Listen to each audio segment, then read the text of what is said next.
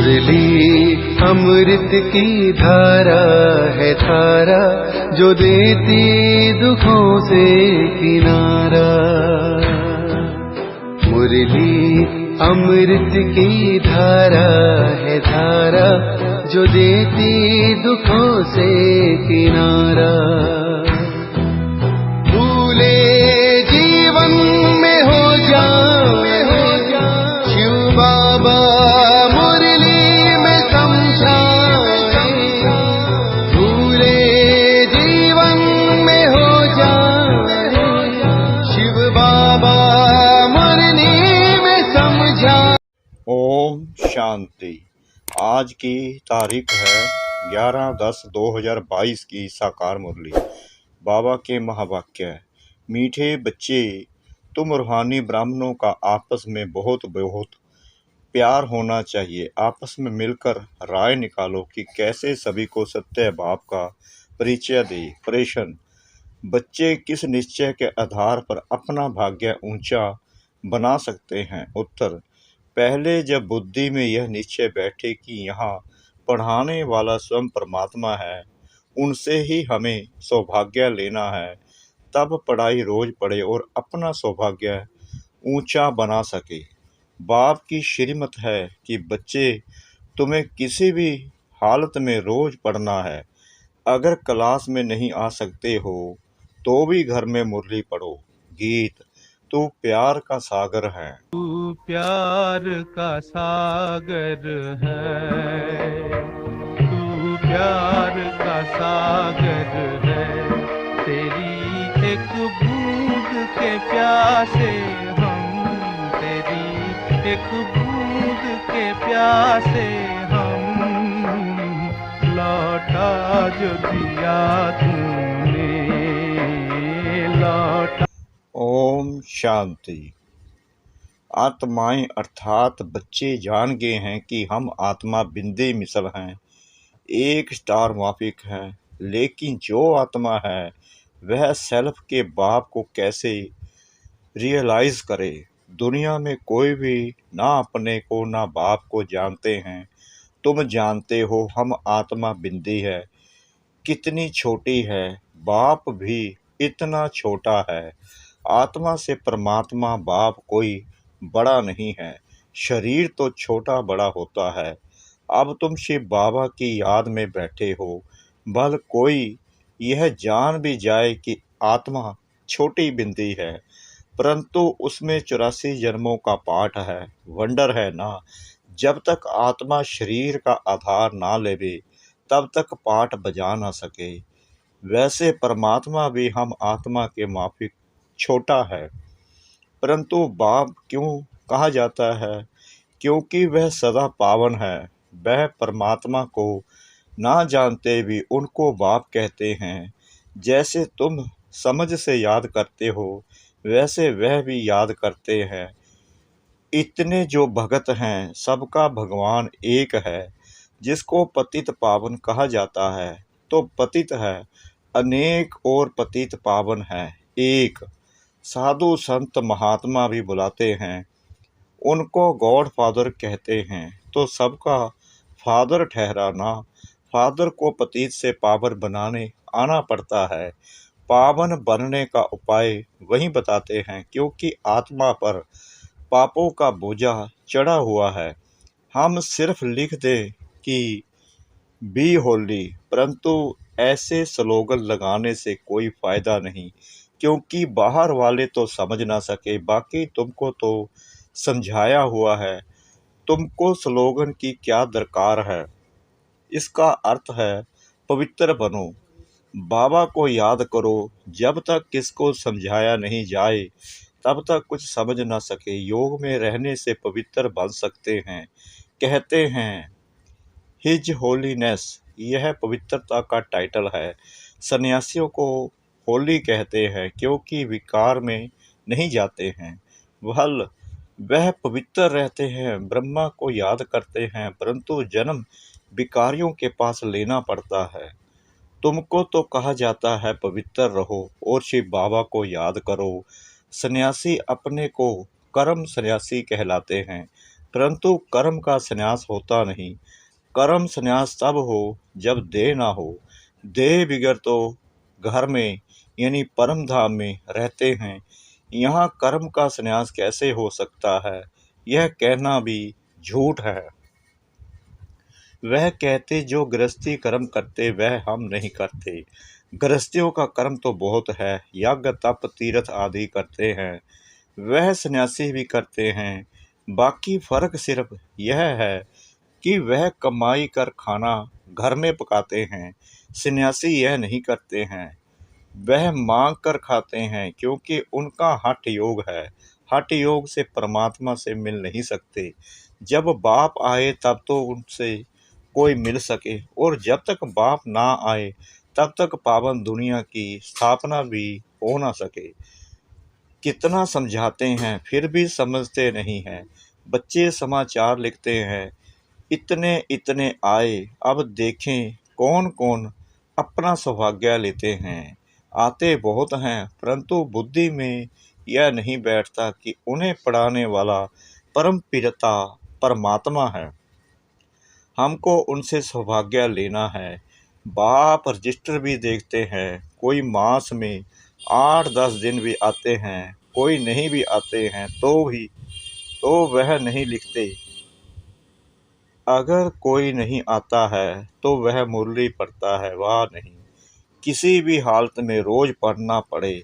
जैसे जप साहिब सुखमनी छोटे छोटे बनाते हैं, समझते हैं कैसे भी पढ़ सके। तुम समझते हो उस पढ़ने से क्या प्राप्ति होगी? कुछ नहीं। करके थोड़े समय के लिए बुद्धि ठीक होगी, परंतु बाप से कोई मिल ना सके और फिर विकारों में फंस जाते हैं, तो फिर उनसे कोई प्राप्ति नहीं। कहते हैं विनाश काले विपरीत बुद्धि, बरोबर अब विनाश का समय है और कोई भी परमात्मा को नहीं जानते। कहते भी हैं हम रचता और रचना के आदि मध्य अंत को नहीं जानते हैं, परंतु ड्रामा के आदि मध्य अंत को जानना चाहिए ना। बाप समझाते हैं सतयुग है आदि, कलयुग है अंत। तो तीनों काल तीनों लोकों को समझना है। 3 लोक है, स्थूल वतन सूक्ष्म वतन कहते हैं। शास्त्र अनादि हैं परंतु बाप समझाते हैं जब से रावण राज्य शुरू होता है तब से शास्त्र भी शुरू होते हैं। तो द्वापर युग मध्य हो गया, आधा कल्प सतयुग, आधा कल्प कलयुग, आधा का हिसाब है। वह मध्य को नहीं जान सकते क्योंकि कल्प की आयु लाखों वर्ष कह देते हैं। कहना चाहिए कि बाप को जानो, ब्रह्म कुमारी बनो, तब वर्षा मिलेगा। पहले कोई आते हैं तो पूछो कहाँ आए हो? कहते हैं बीके के पास। तुम कहो विचार करो, इतने ब्रह्म कुमार कुमारियां हैं तो ब्रह्मा बाप भी होगा। कितने सेंटर्स हैं, ढेरों के ढेर ब्रह्म कुमार कुमारियां हैं। भला इतने बच्चे एक बाप को कैसे हो सकते? लिखा है प्रजापिता तो इतने ब्रह्म कुमार कुमारियां हैं। ऐसे ऐसे समझा कर खड़ा करना चाहिए। फिर भला ख्याल करो, प्रजापिता ब्रह्मा किसका बच्चा? इतने बच्चे, रचना तो परमात्मा का काम है ना, तो परमात्मा आता होगा ना। गाया हुआ है तुम मात पिता, तो बाप ब्रह्मा हो गया ना। तो परमात्मा ब्रह्मा द्वारा रचते हैं, कन्वर्ट करते हैं, एडॉप्ट करते हैं, वर्षा देने पावन बनाते हैं। कैसे? याद से। कहते हैं सब धर्मों को भूल, माम एकम याद करो। सभी बुलाते हैं, मैं नॉलेजफुल ब्लिसफुल लिबरेटर गाइड हूँ, तो सुख धाम में ले जाता हूँ। सुख कहाँ है? सुख धाम में। अभी बाप ले जाता है शांति धाम, फिर आते हैं सुख धाम में। यह बातें कैसे याद करें? रोज रोज बोलते रहे, औरों को समझाते रहें तो पॉइंट्स बुद्धि में आती रहती है। जब किसको समझाओ तो उनसे लिखा लेना चाहिए। परमात्मा जो आत्माओं का पिता है, उनके एड्रेस लिखानी चाहिए कि बाप शिव है तो बाप से वर्षा लेंगे। तो मेहनत करनी चाहिए, परंतु मेहनत करे कौन? इसलिए बच्चों को खुद खड़ा होकर फिर औरों को भी खड़ा करना चाहिए और सर्विस के लिए प्लेन्स बना देने चाहिए। जैसे मिलिट्री के बड़े कमांडर्स आपस में मिलते हैं ना, तो यहाँ भी बच्चों को मिलना चाहिए, परंतु क्या करें, आपस में मिलते नहीं हैं।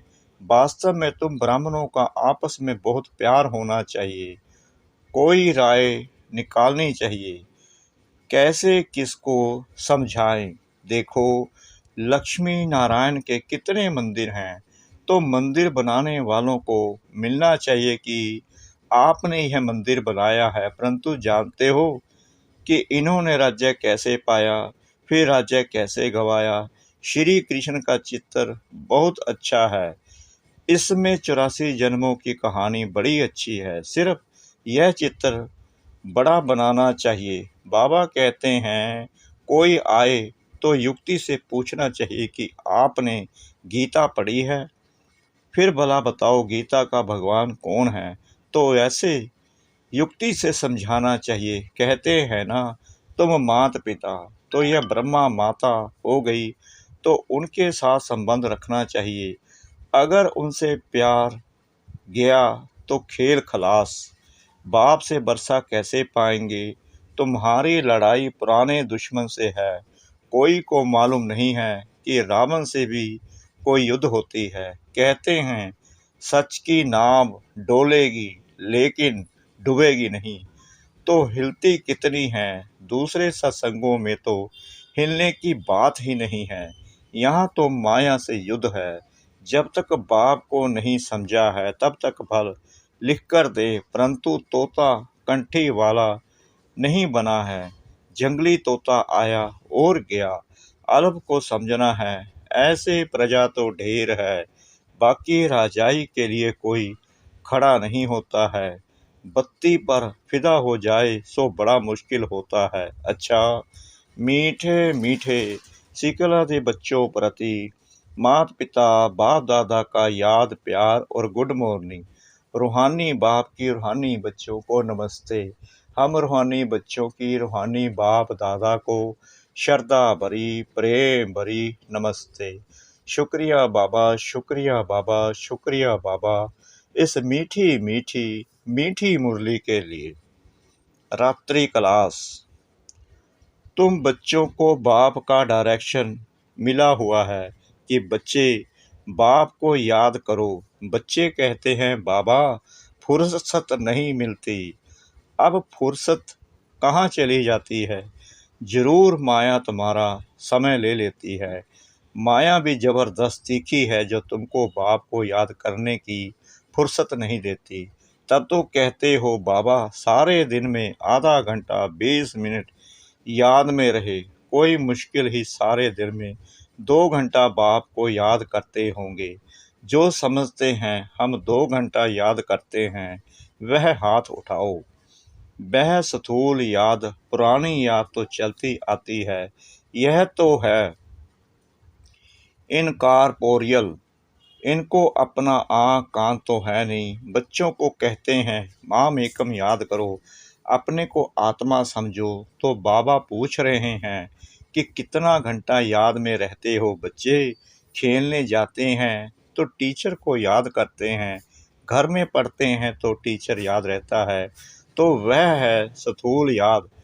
इसमें है थोड़ी डिफ़िकल्टी। तो बाबा पूछते हैं कि अपने को आत्मा समझ बाप को 2 घंटा जो याद कर सकते हैं वह हाथ उठाओ। लज्जा नहीं करो, एक्यूरेट बताओ। तुम यहाँ बैठते हो, बाबा मुरली चलाते हैं तो बुद्धि दूसरी तरफ चली जाती है ना। इतना बुद्धि में धारण भी नहीं होता है। जैसे यहाँ सुबह में 1 घंटा बाबा समझाते हैं, तो क्या वह 1 घंटा बाबा को याद करते हो या बुद्धि बाहर में चली जाती है? बरोबर नंबर वार पुरुषार्थ अनुसार बुद्धि कहाँ न कहाँ चली जाती है। सारा नहीं सुनते हैं। अगर सारा बैठ करके सुने और नोट करते रहें तो बाबा कहेगा हाँ, इनका योग ठीक है, तो सुनते समय अटेंशन देना है, पॉइंट्स पूरा लिखना है। अगर लिंक टूटेगी तो पॉइंट भूल जाएगी। बाप समझाते हैं बच्चे, हार्ड फेल का मौत बहुत मीठा मौत है। इसमें तेरा मेरा फेरा कुछ भी नहीं है। बैठे बैठे यह गिरा, बेहोश हुआ, खलास, बस फिर होश में आए ही नहीं। यह बहुत अच्छा मौत है। बाकी मनुष्य तो रोते पीटते हैं और तुम तो खुश होंगे, अरे वाह, इनका मौत बड़ा सहज हुआ, इनको कोई दुख नहीं हुआ। अगर मौत हो तो ऐसा हो, नहीं तो दवा नर्स यह वह बहुत होते हैं ना। इसलिए जो बैठे बैठे अपनी इस पुरानी ज्योति को छोड़ दे, कर्मातीत अवस्था हो, ऐसे ही शरीर छोड़े तो वो सबसे अच्छा है। तुम आगे चल करके देखेंगे, अनायास बम्स छूटेंगे और सब बैठे बैठे चले जाएंगे। चेहरे भी हर्षित होगा। जैसे कभी कभी अच्छे मौत होते हैं तो देखने वाले कहते हैं कि यह तो जैसे जागता है, यह तो हर्षित है। ऐसे तो कोई कह नहीं सकेंगे कि यह मर गया है। आत्मा हर्षित होके जाती है ना, तो आत्मा में अगर हर्षितपना होगा तो चेहरे पर बाहर से दिखाई तो पड़ेगा ना। आत्मा कोई खत्म तो नहीं होती है। आत्मा शरीर छोड़ती है तो बड़ी खुशी से यह शरीर हंसते हुए छोड़ देगी। इसको कहा जाता है कर्मातीत अवस्था। वहीं इतना ऊंच गाए जाते हैं, तुम बच्चों को ऐसे ही जाना है, शरीर की कोई परवाह ही नहीं है और दूसरी कोई चीज याद नहीं आवे। इसको कहेंगे सबसे मीठा आपे ही शरीर छोड़ना। इसलिए सर्प का मिसाल भी देते हैं। सतयुग में ऐसे होता है जो खुशी से शरीर छोड़ते हैं, तो प्रैक्टिस यहाँ से होगी, पीछे वह प्रैक्टिस चलती रहेगी। तुम बच्चे बाप को कितना प्यार से याद करते हो। अंग्रेजी में कहा जाता है मोस्ट बिलीव्ड, परम प्रिय, बहुत मीठा। लोगों को तो परम प्रिय मोस्ट बिलीव्ड कह नहीं सकते। बाप कहते हैं बच्चे, मैं तुम्हारा बाप भी हूँ, टीचर भी हूँ, गुरु भी हूँ। तुम कभी टीचर को भूलो तो बाप को याद कर सकते हो। बाबा गाइड है, गाइड को पंडा भी कहा जाता है। वह दुख से लिबरेट करने वाला, शांति धाम में ले जाने वाला है। उसके पीछे है सुखधाम। तो तुमको यह ज्ञान घास मिलता है, फिर इसको विचार सागर मंथन करते रहो। जैसे गाय का मुख चलता रहता है, तुम्हारा मुख तो चलने की दरकार नहीं है, बाकी अंदर में सब कुछ याद करना है। जैसे तुम हो ऐसे हम हैं। हमको तो और भी कम घंटे मिलते हैं, क्योंकि हमारा बुद्धि योग बाहर में बहुत जाता है। कभी कोई की चिट्ठी आई, फलाने की किटपिट है, यह है, वह है, तो सारा दिन उस तरफ बुद्धि जाती है। परंतु शायद बच्चों से जास्ती बाबा को सहज है, क्योंकि बगल में यानी साथ में रहता है। जब बाबा भोजन खाने के लिए बैठते हैं तो सोचते हैं, अच्छा मैं बाबा को याद करता हूँ, 2-3 मिनट याद रहती है, फिर भूल जाता हूँ, याद आवा माफिक उड़ जाती है। बच्चे ट्राई करके देखो, सहज होते भी याद में टाइम तो लगता है ना। अच्छा, मीठे मीठे सिकल दे रूहानी बच्चों प्रति, रूहानी बाप दादा का दिल व जान सिक व प्रेम से याद प्यार और गुड नाइट। मीठे मीठे सिकल दे रूहानी बच्चों प्रति, रूहानी बाप की नमस्ते। धारणा के लिए मुख्य सार नंबर 1, आपस में बहुत प्यार से रहना है, मिलकर राय निकालनी है कि किस युक्ति से हर एक तक बाप का संदेश पहुंचाएं। नंबर 2, यह विनाश का समय है, इसलिए एक बाप से सच्ची प्रीत रखनी है। योग से आत्मा को पावन बनाना है। वरदान, सब राज्य के साथ बेहद की वैराग्य वृत्ति को धारण करने वाले सच्चे सच्चे राज ऋषि भव। एक तरफ राज्य और दूसरी तरफ ऋषि अर्थात बेहद के वैरागी। ऐसे राज ऋषि का कहाँ भी चाहे अपने में, चाहे व्यक्ति में, चाहे वस्तु में लगाव नहीं हो सकता, क्योंकि सब राज्य है तो मन बुद्धि संस्कार सब अपने वश में है, और वैराग्य है तो पुरानी दुनिया में संकल्प मात्र भी लगाव जा नहीं सकता।